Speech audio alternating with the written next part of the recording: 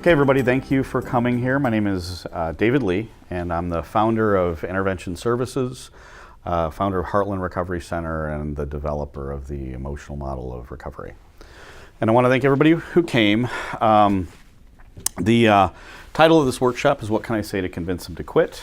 And it's a workshop we've been doing for a few years, and we've decided to videotape it for people to watch. And so I hope you're going to enjoy this. What it is really just a different perspective or a different way of looking at addiction. And a little bit about my story, and part of the reason why I do this thing is I'm in recovery myself, and I struggled for many, many years. I lived under a bridge. I lost everything. I went to a lot of different treatment centers, and I kind of have this rags to riches story. I lived under a bridge, and I started what eventually became the largest intervention company in North America. And it's a cool story.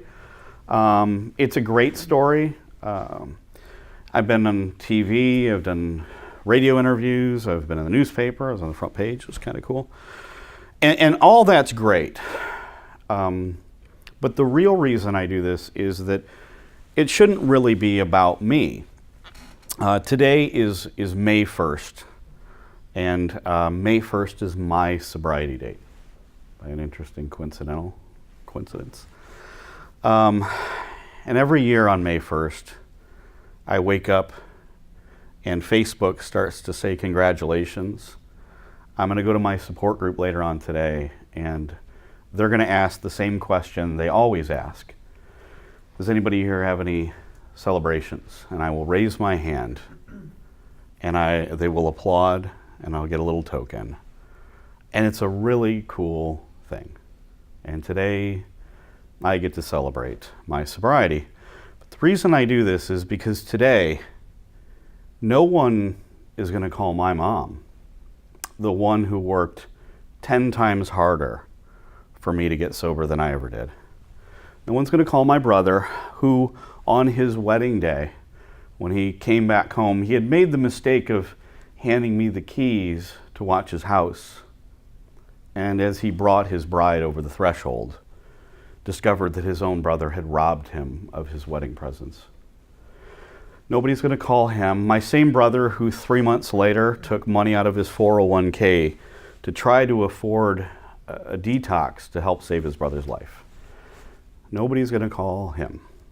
Nobody's going to call my stepdad, who every time he forgot to lock the little closet full of money and change, I would rob him blind. Nobody calls him. Nobody calls my ex-wife, who wondered why it was that I chose that over her every single time. Nobody calls them. So part of the reason I do this is because, yes, I have this great story, but the real heroes are the families and the friends of people that are struggling with addiction, and they often have nowhere to go. And my journey started almost 30 years ago. I was 19 years old. I was student council president the year before. I was who's who among American high school students, very cool. A year later, I was the first kid in my small town arrested on a heroin charge.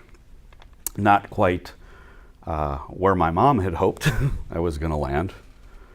And they discovered, like many families, that their son was addicted to drugs. They didn't know how bad, they didn't know how much, they didn't know how often. They just knew that there had been changes and that David was different, and David was robbing, and David was doing X, Y, and Z. So when they discovered I was on drugs, they did what many families back in the 80s did, is they looked on the back of their insurance card, called the number, and I landed at a little hospital-based program.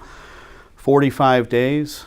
I stayed in that treatment program, and I often think back on my mom after she dropped me off as she was walking in the parking lot, going back to her car after she had just dropped her son off at rehab.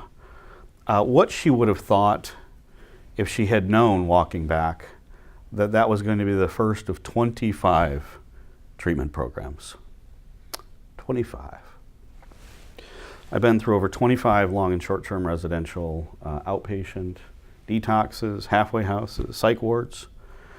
My family wasn't wealthy, and I won't get the impression that they were. Back then, in the early days, insurance covered it, and then later when insurance didn't, there were state-funded programs where you could knock on the door and they would kind of let you in. So I did a lot of different treatment.